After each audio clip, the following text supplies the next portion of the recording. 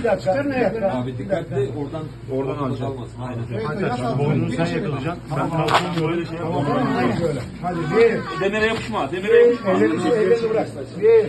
2, 3, yavaşça. Haydi. Dikkat edin. Yavaşça. Haydi.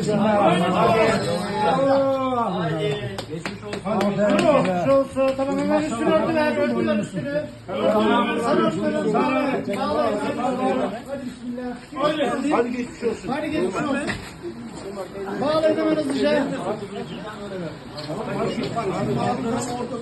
Çok boynunu şey yapın.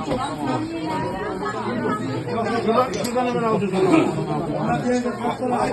Abi dışarıda. Abi kalsın. Onlara ayarlanalım. Tamam. Onları yapın. Onları.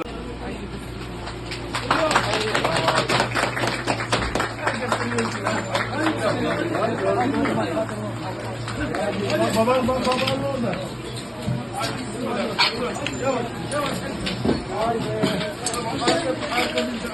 Hadi benim olduğum geçsene de. Hadi benim olduğum yere.